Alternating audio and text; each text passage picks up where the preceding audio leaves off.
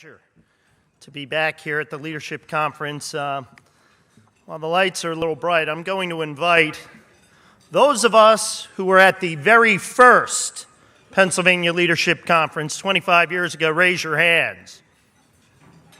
All right, only a couple of us. Well, it is good to welcome all you newcomers to the Pennsylvania Leadership Conference. I want to thank my friend Dave Taylor for that very kind introduction. Dave and the people at the Pennsylvania Manufacturers Association have indeed been allies in working, partnering with our private sector to create family-sustaining jobs and continuing to lead the comeback of our Commonwealth. I also want to acknowledge very specially somebody who has been the heart of these annual gatherings, our friend Loman Henry.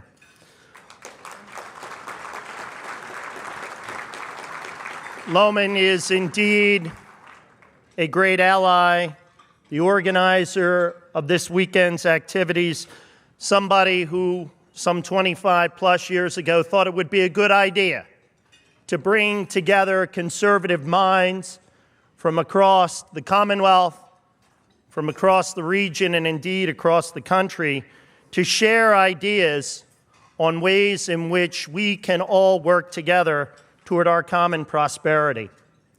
And it was in that same vein that 3 years ago, Tom Corbett and I first came to the state capitol.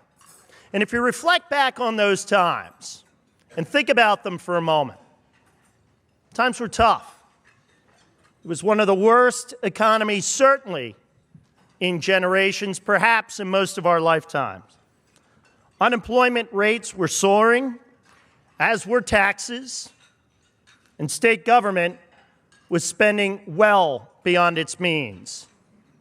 That generational theft of spending our children's future was alive and well.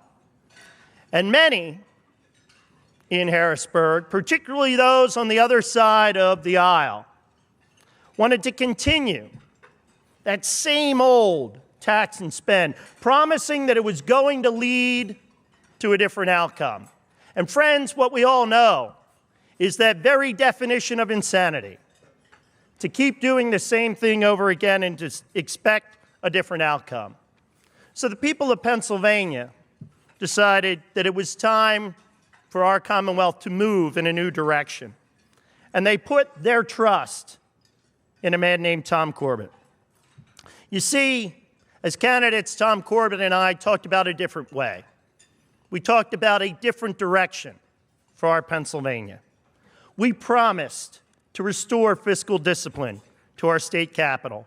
We promised to change the way in which the people's business was conducted in Harrisburg.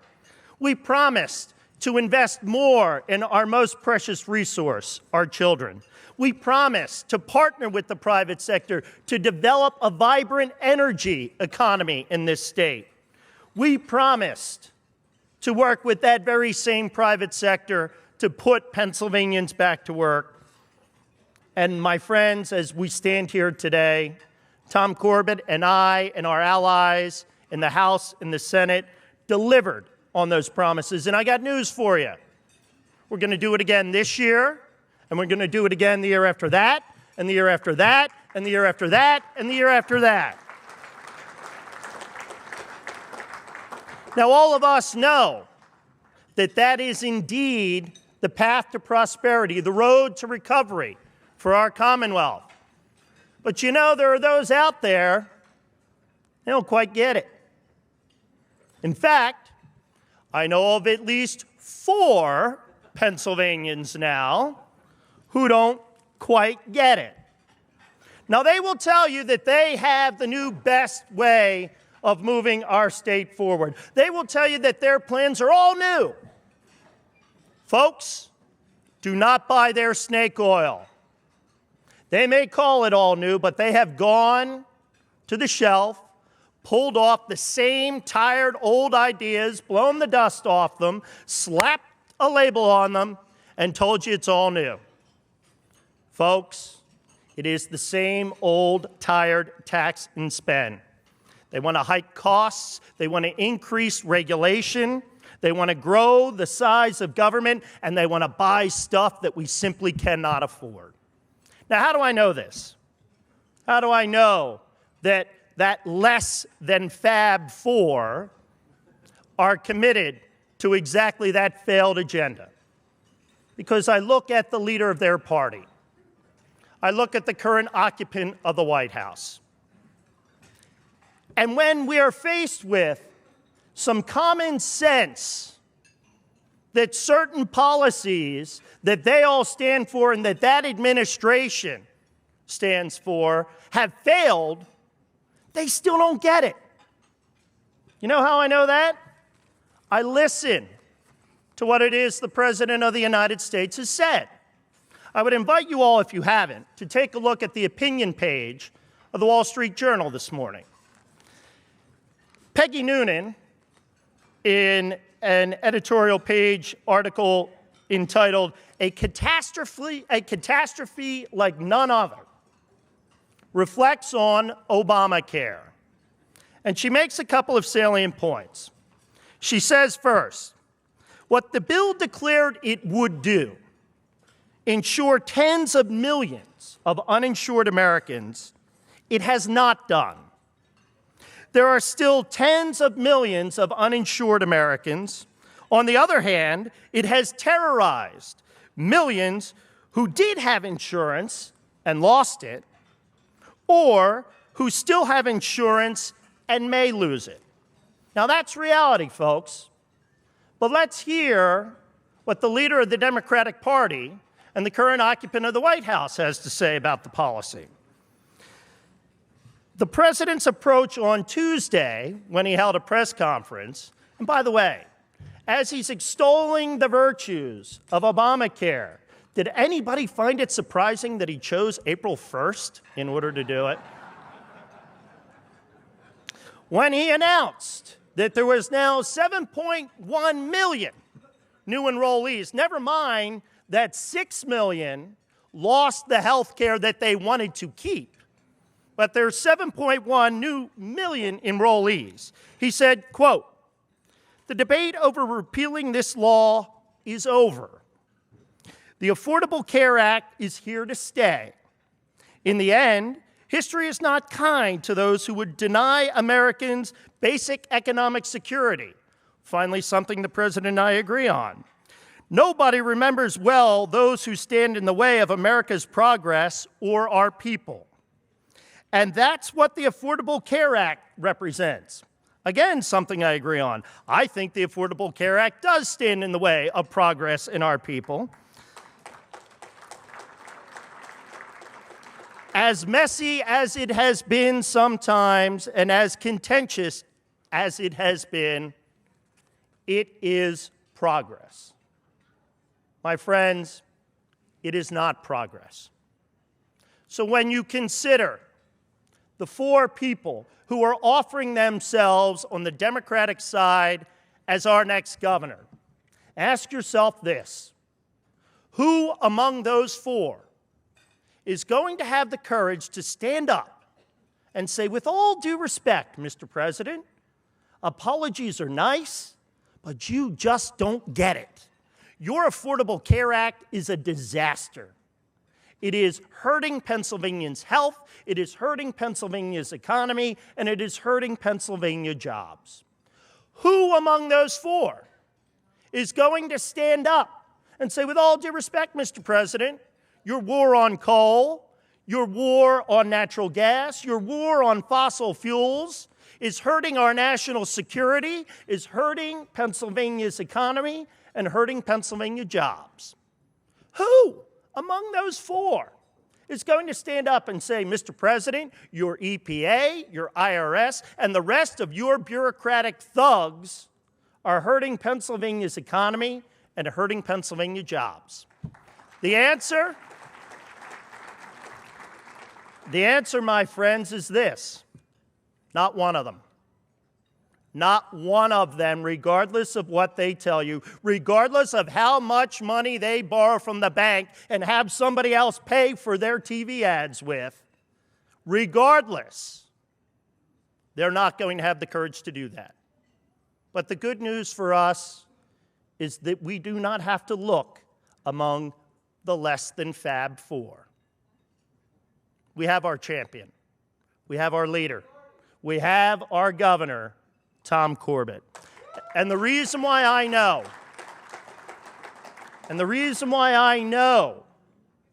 he's going to do it is because he's done it time and time and time again. When Washington has been trying to cram down our throats that one-size-fits-all bureaucratic approach, our Governor Tom Corbett has stood tall.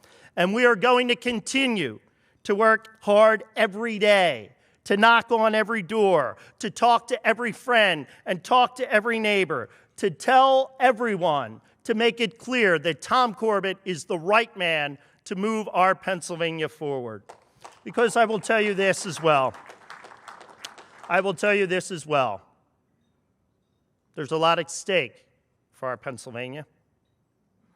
And in fact, this November, Pennsylvanians are going to face a very clear choice. It is going to be a choice between more liberty and more government, between fewer jobs or a stronger economy, between higher taxes or more prosperity, between the same old tired tax and spend agenda or a true path for greater prosperity. Growth and opportunity is what Pennsylvanians expect, and it is what Pennsylvanians deserve. That's why Tom Corbett's running again. That's why I'm running again. That's why I'm here with you today, because I know that you share that same common belief. And it is simply this, that while our Commonwealth enjoys a rich and storied history, the best days, the very best days for our state lie ahead. So long as we have the courage to make the decisions in order to get there. Working together, we will realize that better Pennsylvania for ourselves and our children and their children. Thank you all very much, and I look forward to working with you all toward a great victory on November 4th.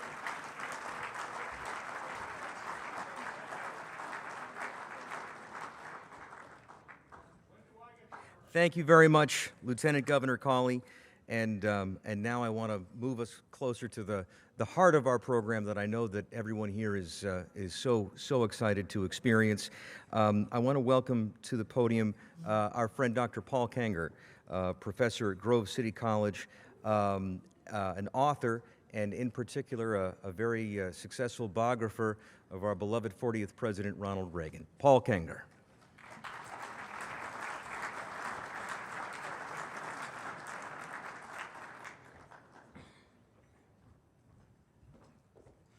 Dave, you should have given your Reagan imitation. It's amazing. It's really, really good. We got to see if we can cajole him into doing it. But I have the strange task of introducing someone who doesn't need an introduction. Michael Reagan was the son of one of Hollywood's hottest couples in the 1940s. Right, Mike? Absolutely right. Ronald Reagan and Jane Wyman. As their adopted son, he considered himself double fortunate, as he says, they picked me. Ronald Reagan picked me. Jane Wyman picked me. His life thereafter was a good one. His parents loved him. He had his ups and downs, his peaks and valleys. He tells that story in an incredible book called Twice Adopted, which Michael told me there's only a few copies left that are out there. So many of them have been sold. But it's just I'm telling you, people say it all the time and say, you should read this book. If you haven't, I mean, this is really, really something. A lot of you probably don't know what Michael went through, and not with Ronald Reagan and Jane Wyman, but other people that entered his life. But the title, Twice Adopted, reflects the other pivotal moment that changed and restored and redeemed his life, and that is when he was adopted as a child of God, when he became a child of God. Speaking of which, I first talked to Mike around 2002, 2003. I was doing a book on the faith of Ronald Reagan, and somebody said, "You've got to talk to Michael Reagan." And I said, he's not going to talk to me. I don't even know how to get a hold of him. So I finally got his email address, and the book was basically completely written at that point. And I got his email address, and then I got his phone number, and I called, and about 8:45 p.m. over here, East Coast time, I get this call from Michael Reagan. I'm thinking, he's on the air right now. And he was almost on the air. He went off, and then he said, "Call me." And so I called about 8:58. He grabbed the phone, picked it up. We must have spoke for an hour and a half, 2 hours, just about his father's faith. And I said, "You have so much here to tell." And he said, "I know, and no one ever asked me about it." He said, "You're the first Reagan biographer to even call and ask me about my dad's faith." And what does that tell you? What does it tell you about the media? What does that tell you?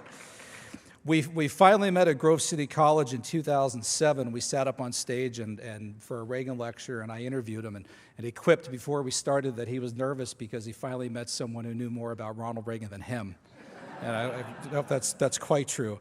But we repeated that performance again here at the Pennsylvania Leadership Conference in 2009. And how many were there for that? Okay, good. Not bad. Okay, but he was there. Mike has his hand up. Michael Reagan was there. But it was a special night. I think we spoke for almost 2 hours, and Lohman was just saying at the table, usually that's no way verboten. You should not go on for 2 hours. But there were people who wanted us to keep going that night. The conversation was so fascinating. The other Reagan children, Patty and Ron, they've had their issues with their father, but they loved him and he loved them. They've made that clear. But while the other Reagan children are out there, they do not share Ronald Reagan's politics, ideology, his passion, and Ronald Reagan's faith. I mean, for that's Michael Reagan. And there is really, literally nobody out there anywhere who's doing much for Ronald Reagan's legacy and carrying the mantle as Michael Reagan. And he was just telling us at the table about what they're doing right now in Berlin, a special exhibit that they have, Brandenburg Gate, that they've set up for Ronald Reagan. So Michael Reagan is truly his father's son. He is truly carrying on the father's will, the father's legacy, the father's work. He has picked up the mantle for Ronald Reagan, and it's great to have him back. Michael Reagan.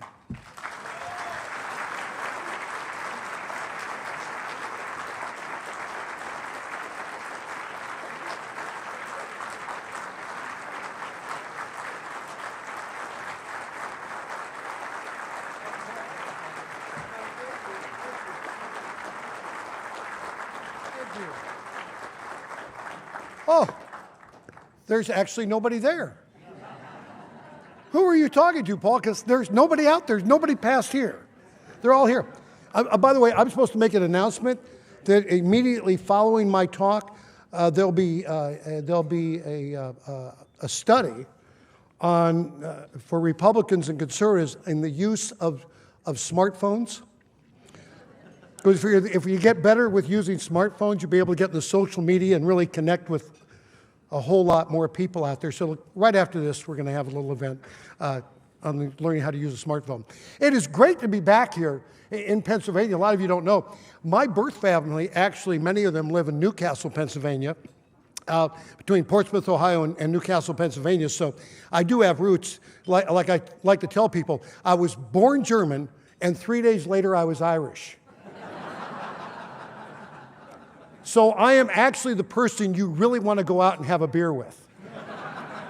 So I told that story the other day at Liberty University, and I thought Jerry Falwell was going to faint. But the kids in the audience all tweeted me back at Reagan World, which is my Twitter handle, all tweeted me back saying, "I'd love to have a beer with you." Yeah, so even Baptists drink when they're out of the schoolroom. You know what I'm saying? So it was great to be there and what have you. Lieutenant Governor, that was a great talk you gave. And I told the Lieutenant Governor when he sat down, I said, that is the best message I have heard from a Republican in like forever. And I go to a lot of places. That was a great message. And that truly is a message that needs to ring out not only here in Pennsylvania, but truly across the country. In California, we do it a little bit differently in California. We've been unable to beat Democrats at the ballot box, so now we let them get elected, then we indict them. And that's the way we stopped a two-thirds majority of Democrats controlling the Assembly and the Senate in California. And it's actually working for us because we only have a 23% registration rate of Republicans. So we've got to find a new way to win. And it seems to be working. Last week we got 3 of them. Next week we don't know what we're going to get. But it's going to be really fun to see who's going to be standing when we reach November of this year, to see if there's any Democrats who are left to be elected, and that way maybe we'll start winning some elections in California all over again. You know, people always, want to know what message I'm going to give and what I'm going to say, and some of you may applaud what I'm going to say today, some of you may not applaud what I'm going to say today, but being someone who spent most all my life, except for 3 days, with Ronald Reagan, I pretty well knew him. From one end of the building to another end of the building, those days riding out to the ranch and what have you, and just having my father talk to me and me talk to my father and listen to what he would say. My father's one of these people that if you asked him a question, he actually, like if you asked him what time it was, he'd tell you how the watch was made. You know people like that? They're like storytellers. So you really couch the way you ask questions, of my father. But my father was one of these people who truly enjoyed life and enjoyed people.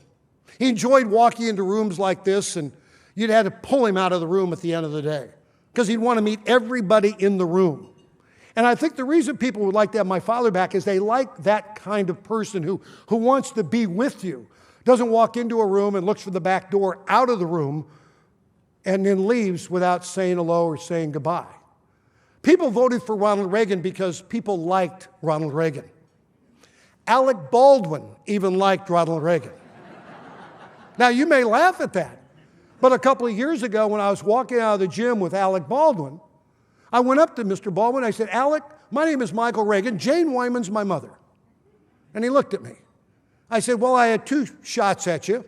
One, I could say Jane Wyman was my mother and stay standing, or I could tell you Ronald Reagan was my father and possibly have to duck. He said, you're the only one that can say that. I said, I realize that. That's why I told you who my mother was. And then we talked about his acting, because I think he's a terrific actor. I think his comedic acting is second to none. And we talked about that. And then he said to me, Michael, I miss your father. I said, you missed my father. You disagree with everything he ever stood for. You voted against him every time he had a chance. How come you say you miss my father? He says, because I've come to realize over the past few years that your father had a good soul. And what the world is missing today is that soul. And I wish we had that soul back. That was from Alec Baldwin. I have not heard a Republican put it that way. See, people voted for my father, whether they agreed or disagreed with him, because they liked him. The reason Pennsylvania voted for Ronald Reagan back in 1980 and 84, not so much that they agreed with his politics, but they trusted and they liked him. And what the Republican Party needs to do is to be liked again. We need to have a message. Today you heard a message from the Lieutenant Governor. But on a national basis, where is our message? And who is our messenger? See, that is part of the problem. What we've done is we've turned our message over to a business I was in for 26 years, talk radio. Not that talk radio is bad, it's great, it was good to me. But what was my job as a talk radio show host? My job was to fill the space between commercials. That's what a talk radio's job is to do. You fill the space, and the better you fill that space, the more money you make. My job isn't to save the world, my job is to save my job. And you're not going to hear a lot of great news coming from me on radio because great news doesn't sell. What's the number 1 selling paper in the world is what? The National Enquirer. When did you pick it up and find good news? And now everybody wants to follow the National Enquirer because it gets ratings. And so what we've done as a party on a national level is we've turned over our message to, in fact, talk radio. And it comes across as strident. Not that that's bad. We learn a lot of things. But in order to win on a national basis, we have to have a message that goes beyond talk radio. We have to have a message that's inclusive, not exclusive. And Ronald Reagan had a message, or the message you heard today, a message of inclusion, not exclusion. And if we don't do that, then we may be the ones that end up on the ash heap of history. And I don't want to see us go there. And Ronald Reagan, if he were alive today, wouldn't want to see us go there either. What did Ronald Reagan say that was put on his gravesite? In every man there is good. And we as a party need to start finding the good in people and embracing people. When Ronald Reagan had to get things done in Washington or as governor of the state of California, he had to reach out to people that he didn't agree with. And people he didn't agree with had to reach out to him or back. And where did he begin negotiations? He didn't begin the negotiations where they disagreed. He began the negotiations where they did agree. You've heard about him and Tip O'Neill. It's legendary. But I remember those days. Remember Ronald Reagan when he gave us the largest tax break in American history on August 13, 1981, signing it at Rancho del Cielo. In order to get that passed, he had to go through Tip O'Neill, a Democrat. How did he do that? Well, the first thing he did was pick up the phone and call Tip O'Neill and invite him and his wife to the White House for dinner. They got up to the White House. They had dinner. The next day, Tip O'Neill would go back to his staff and say, I'm going to carry the president's legislation on tax reform. Now, my father knew that he had 40 Blue Dog Democrats, back then boll weevils, in the House of Representatives. He knew if it came to the floor, it would get voted on and it would pass. But Tip O'Neill's the one that had to bring it to the floor. So when Tip O'Neill told his staff that indeed he was going to carry the legislation, his staff looked at him like he'd lost his mind. Well, what did the president promise you? What did he say to you that caused you to do this? And Tip O'Neill said, well, he never talked about taxes all night long. You went to the White House, had dinner with the president, with your wife, and he never spoke about taxes? No, never did. What did he talk about? He talked about the greatness of America, the goodness of her people, and how he and I working together can make it better for all Americans. Before I knew it, I'm having a glass of wine with the president. We're sharing Irish stories, and today I'm telling you I'm going to carry the legislation for Ronald Reagan on tax reform. See, Ronald Reagan began the negotiation from an area where they both agreed, and they both agreed America was great. They both agreed the people of this country were wonderful and great, and how could they work together? Ronald Reagan didn't start where they disagreed, but where they agreed. And he got it accomplished, and he got it done, and gave us the largest tax break in American history. That's how Ronald Reagan did it. But today, the worry is if he had ever reached out to a Tip O'Neill, he might be attacked from his own people because he actually talked to somebody on the other side of the aisle. But when you're president of the United States, you need to talk to everybody. You're president of the United States. You're not president of one sector of the United States. You're president to all the people of the United States. And Ronald Reagan understood that. He stayed true to his principles, but he had to reach out to other people to get things done, to get things accomplished, and to do what he needed to do, and to fulfill a promise he made to an 8-year-old child. Because when I was 8 years old, I wanted a larger allowance. See, my dad was cheap, and so was my mother. They were born with a birth defect. They were born in the middle part of this country, one in Missouri, one in Illinois. And they believed in something called a work ethic. I was a Beverly Hills brat. I believed in Beverly Hills welfare. I believed that your parents should take care of you every day of your life. And you should never have to work. I mean, after all, I lived in a mansion, I had Cadillacs, I had maids, I had cooks. Why should I have to work? I should get everything I need. And I thought my parents were pretty cheap to give me $1 a week allowance. There was no way I could keep up with the Bob Hope children and the Bing Crosby kids and the Joan Crawford kids on $1 a week. And so driving out to the ranch that one day, I asked my father for a larger allowance. And my dad decided to tell me decided to talk to me about the tax system in America. It was either jump out of the damn car or listen to my father. So for the next 10, 15, 20 minutes, I heard about the tax system in America, how the government took 90 cents out of every dollar with the 10 cents that was left. He had to take care of his first wife, my mother. my sister Maureen, myself, his new wife Nancy, their new daughter Patty. He had to take care of the ranch and the foreman, the cows and the horses. By the time we got to the ranch that day, as we were driving in, I actually offered him back half my allowance. My dad promised me, however, he said, you know, if there's a president ever elected that gives me a tax break, I'll give you a larger allowance. So at 9, I found myself very political. I didn't know Democrat from Republican, but I knew more money from less. And when John Kennedy's tax program was put into effect by Lyndon Johnson in 1964, moved my dad from 90% down to 70%, he increased my allowance from $1 to $5. I was in high school. Didn't seem like that much more, but it was a promise he made to an 8-year-old child. You see, and what you love about Ronald Reagan is if he told you something, you could take it to the bank. Ronald Reagan was honest, forthright, and you could take it to the bank. And so that's why people worked with Ronald Reagan, because they trusted Ronald Reagan and what he would say and what he, in fact, would do. And that was part of the greatness of Ronald Reagan, fulfilling those kinds of promises. See, Ronald Reagan also knew his audience. And I think that's something we all have to learn. You know, I mentioned earlier about my Twitter account at Reagan World. You see, the audience today is in front of me, but there's a larger audience now because you have young people out there. You have people with smartphones who will tweet. I've already been tweeted. And in fact, that increases my audience to 50,000 people who follow me.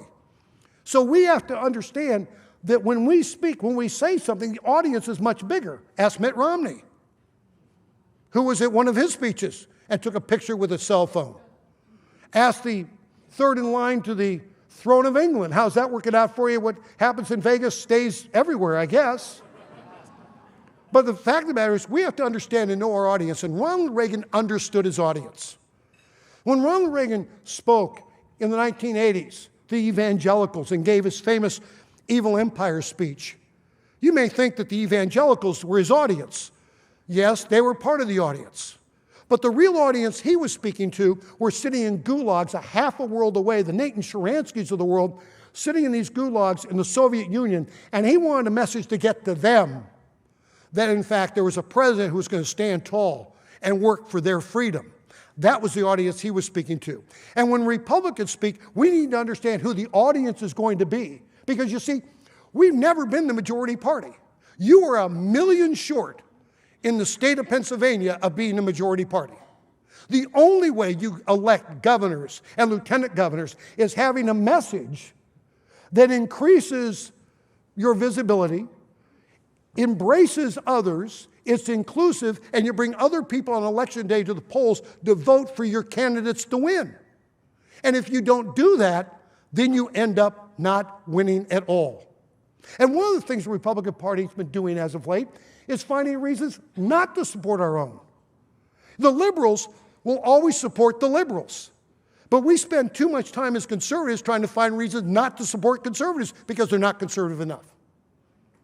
Would Ronald Reagan be conservative enough today to win the nomination of the party? Think about this for a moment. Think about the party today and think about Ronald Reagan. You never knew him as president, but you only knew him as governor or an actor. He wanted to be president of the United States in 2012. And so he decides to throw his hat into the ring and got on stage. So instead of 8 people on stage now professing to be conservative, there's now 9. Who on that stage would have attacked Ronald Reagan in 2012 for signing an abortion bill as governor of the state of California? Who on that stage would have attacked Ronald Reagan for raising taxes as governor of the state of California? Who on that stage would have attacked Ronald Reagan for signing no-fault divorce as governor of California? And as the Republican Party and have conservatives gotten to a point now that we're really ready to nominate a union leader, and he was the head of the Screen Actors Guild, but yet you all love Ronald Reagan. You all like to have Ronald Reagan back. What would you do with him?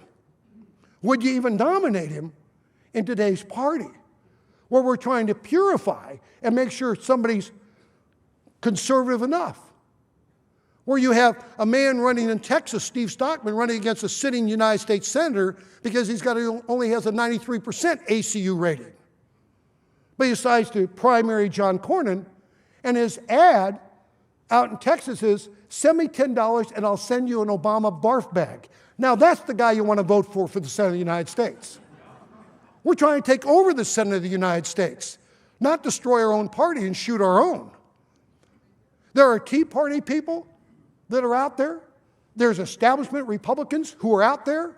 God bless them. And I'm sure in this room today, there's Tea Party supporters and there's establishment Republican Party supporters. But what you have in common, and you need to understand this, is you're all in the same room. You're all listening to me. The enemy is not in this room. The enemy is outside the room.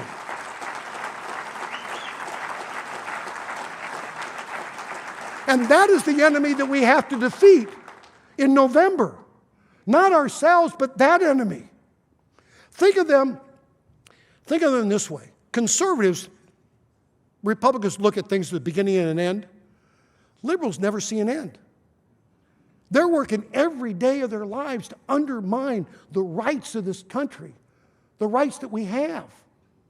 We need to be working every single day to stop them. We can't do it every 2 years, every 4 years. We've got to do it every single day if we're going to win the battle and win the day and win these elections. We have to put up candidates that are likable, not candidates that aren't. We have to have candidates who want to give a message and have a message that's inclusive. And this party was much more inclusive when Ronald Reagan was the head of it. Much more inclusive. Today, as I said, we find reasons to throw people under the bus. Look at New Jersey next door. I mean, Chris Christie wins in New Jersey. I said to Michelle Bachmann a couple of weeks ago, I was in Minnesota speaking, I said, Michelle, I love you forever. You're a great conservative, but you'd never win an election in New Jersey. It's New Jersey. So you can't just give litmus tests to like a Chris Christie and say, wait, you put your arm around the President of the United States and somehow affix the blame for the last election on Chris Christie. As the governor of the state, when your state is wiped out by a hurricane and the president comes to town, your job is to kiss the proverbial butt of the President of the United States and get money to your state to fix it. That's your job. We may not like it, but the fact of the matter is, here's the mayor who got 51% of the Hispanic vote. He got the majority of the female vote, and he got 60% of the vote. He won. But in this party, you swear to God, he was from hell. What do you mean he won? He wasn't conservative enough. We can't do this to ourselves. We can't keep on throwing people under the bus.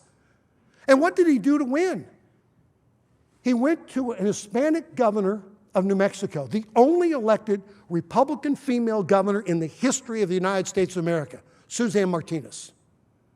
Suzanne Martinez was a Democrat. She became a Republican, and she won in a state that's 75% Democrat. How'd she do that?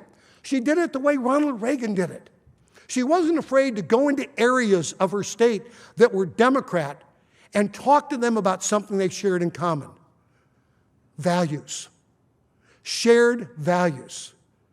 Those are the Reagan Democrats that came on board back in 1980 and 84, and back when he became governor. Because he went into those areas that weren't normally Republican, and he talked to them about something they all had in common. Shared values. And so when the people went to the polls, they voted for him because they liked him. When people went to the polls in New Mexico, they voted for Suzanne Martinez because they liked her, because she talked with them. She wasn't afraid to go in there. And too often, we're told, don't go in the black community. They're never going to vote for you. Well, if you don't go there, you're right. They're never going to vote for you. Don't go to the Hispanic community because, my God, they're never going to vote for you. Well, if you don't go there, you're right. They're never going to vote for you. We have got to go to these areas and sit there and talk about things that we share and we have in absolute common. Ronald Reagan knew his audience. That's why he reached out to the black community, the Hispanic community. And he was able to bring those people on board. Maybe not big percentages, but enough percentages to win elections as governor and as president of the United States. He knew his audience. And when he spoke to a whole audience, not just separate audiences. When he stood before the Brandenburg Gate on June 12th of 1987 and gave the Tear Down This Wall speech, great speech, commemorated a couple of years ago we did through my foundation there in Berlin. But the reality was, who was his audience? His audience that was sitting in front of him that day was a great audience, but they were all free. The audience he was talking to were the ones behind the gate, the ones that weren't free. He wanted them to know he was going to fight for their freedom, and that's exactly what he did. Ronald Reagan understood the audience, who they were, and he was a voice for all those people, every single one of them. And we need to become a voice. Ronald Reagan died 10 years ago. He was our cheerleader. We, the Republican Party, need to become the cheerleader again for the United States of America, not only at the state level, but at the national level. America's waiting for someone to be that cheerleader. They're waiting for someone to bring morning back to America instead of darkness. And we can only do that if we have a message. And it's a message of inclusion. It's a message of reaching out to other people and making it better for all. And if we don't do that, then we could end up on that ash heap of history. What made Ronald Reagan strong? His faith, who he was. Somebody asked me one time, what was the defining moment in your father's administration? I said, March 30th, 1981, he was shot. I said it was a defining moment. It was a wake-up call. He realized he was the only president ever to be shot and live. And he felt he was allowed to live for a purpose. He didn't know what the purpose was at that point, but he knew that there was a purpose out there, and he dedicated his administration to God. He didn't wear it on his sleeve, but you knew it within him. It lived within him. And so here he's shot on March 30th, 1981, and we all remember my father. He was great with the family as he was with you. He made people feel at ease, even as he was laying there and could have died. We all remember him saying to Nancy, honey, I forgot the duck. We all remember him saying to the doctors, I hope you're all Republicans. But what does he say to his son who walks in the next morning with his family to visit him there at Walter Reed? As I walk in the door, my father looks up at me. I look at my father. I said, good morning, Dad. How are you? He goes, well, yesterday I was shot. And I said, Dad, I know you were shot. I mean, the world knows you were shot. Well, if you're ever going to get shot, don't be wearing a new suit. And I said, why are you telling me this? Well, yesterday, when I was shot. I said, yes, Dad. Well, I was wearing a brand new suit. Well, you think they let me undress? I am the President of the United States. But no, they put me on a gurney and, well, they cut the suit off of me, and the last time I saw it, it was in shreds in the corner of the hospital room. So that's why I tell you, if you're ever going to get shot, don't be wearing a new suit. And I said, well, Dad, yeah, I'll sure remember that. I'll tell Colleen, bring the brown suit out in case I'm ever going to get shot at. Well, I'm just telling you. He said, that young man who shot me, Hinckley? I said, yes, John Hinckley. Well, understand his parents are in the oil business. I said, yes. Well, I understand they live in Denver. Yes, they live in Denver. Well, do you think they have any money? I said, yeah, Dad, they probably have money. They live in Denver and they're in the oil business. Well, do you think they'd ever buy me a new suit? But what did Ronald Reagan do from that point on? Before my father went back to the White House, what did he do? Now imagine if I asked everybody in this room, if you could recite the Lord's Prayer, you would probably say yes. But let me ask the more important question. How many of you live the Lord's Prayer? Big difference, huge difference. See, I know two people who lived it, not just recite it. One of them was my father. Because before he went back to the White House, he got down on his knees, he said the Lord's Prayer, and he asked for forgiveness for John Hinckley. A couple of months later, Pope John Paul would be shot in Rome. He would be taken to the hospital. Before John Paul would go back to the papacy in Rome, he would get down on his knees also and say the Lord's Prayer. And he would ask for forgiveness for the man who tried to kill him. A couple of months later, a good friend of ours, Judge Bill Clark, would get my father and Pope John Paul together in Rome. What do you think they had to talk about that they had in common?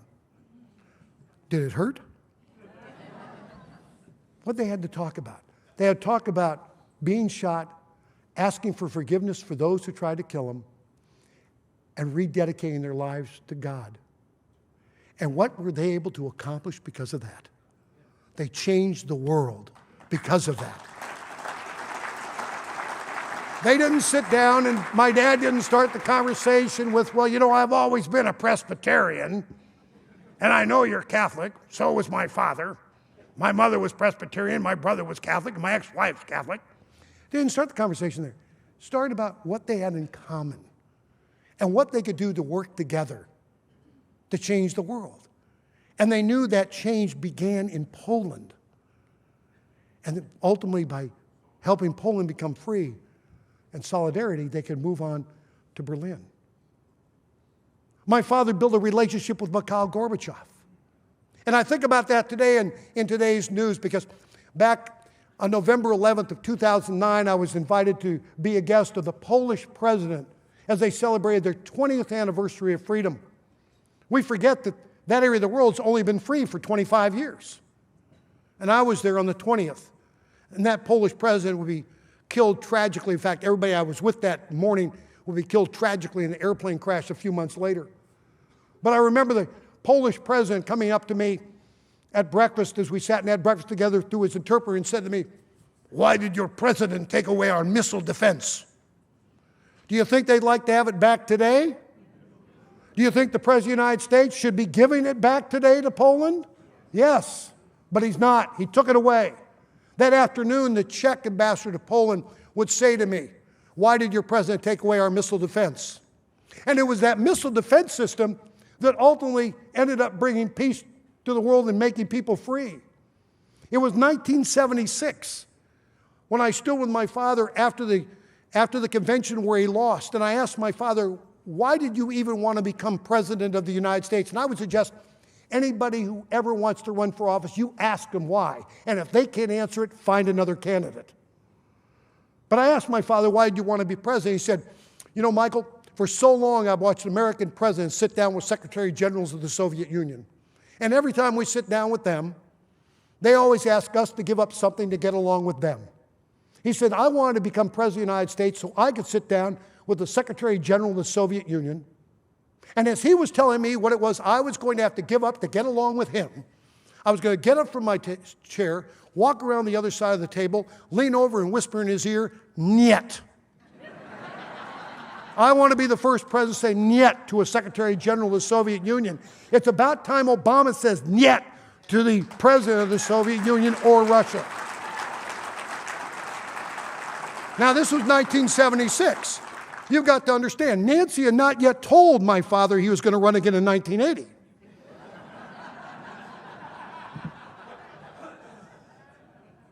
He was kind of surprised.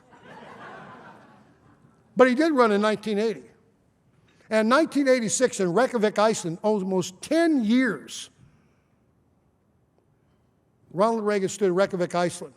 Mikhail Gorbachev said, "Hey, you want me to sign on to this agreement? You have to give up SDI or Star Wars." And Ronald Reagan got his chance and said no. He said, "Niet." I walked away from Reykjavik, and the media went nuts. Thought it was a failure of Ronald Reagan. It was one of the great successes of Ronald Reagan because he said no.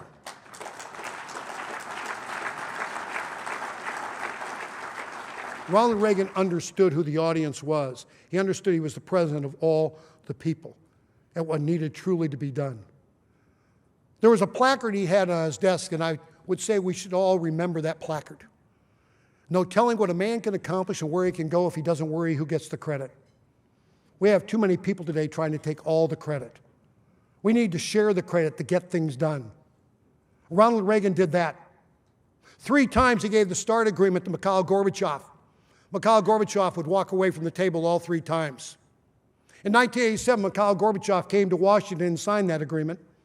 But it was the agreement he brought to Washington, D.C. that Ronald Reagan and he signed. When Ronald Reagan looked at the agreement, he saw one thing. The agreement that he was asked to sign by Mikhail Gorbachev was the exact same agreement that he had given to Mikhail Gorbachev 3 times, and Mikhail Gorbachev had walked away. But he understood that he needed to get Mikhail Gorbachev to get credit in his own country if he wanted to accomplish more. So he let Mikhail Gorbachev, he let Newsweek, he let Time, he let the Washington Post, he let Newsweek magazine, all these, New York Times, write the story and give Mikhail Gorbachev credit because he was looking at the big picture. We as a party need to look at what the big picture is, not the little picture.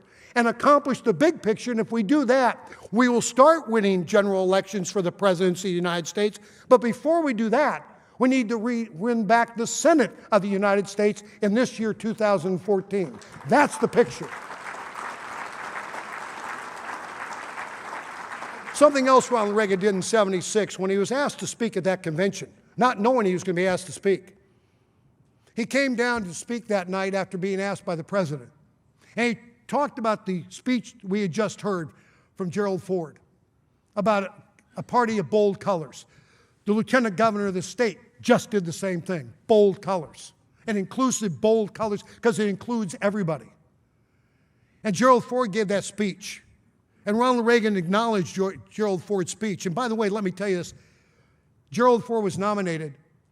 Ronald Reagan, Michael Reagan, and Maureen Reagan campaigned for Gerald Ford across this country in 1976 to try and get him reelected. We need to show up and we need to support those people that we nominate when they are nominated by the party.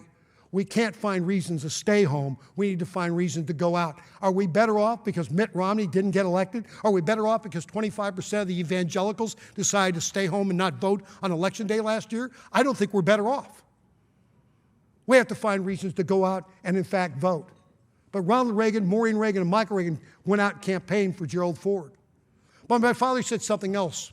He said he'd been asked to write a letter to be put into a time capsule, to be opened up on the 300th anniversary of the United States of America. And he said, what a daunting task to be asked to write a letter into a time capsule for a people who would know everything about us, but we would know nothing of them. He says, as I was driving up the coast of California with the Pacific on my left, San Ynez Mountains on my right, I thought, what do I write about? Do I write about nuclear proliferation, but won't they know if in fact we use those weapons? Or do I write about freedom? See, Ronald Reagan was all about freedom. Economic freedom, and everything else. Do I write about freedom? Knowing, though, if we don't make the right decision today, we may very well not enjoy the freedoms for anybody to open up that time capsule to even read what I put into it. What I would like to challenge you to do is this. You're going to go home from this great meeting that you're having here. And too often what happens is we go home and we forget about it.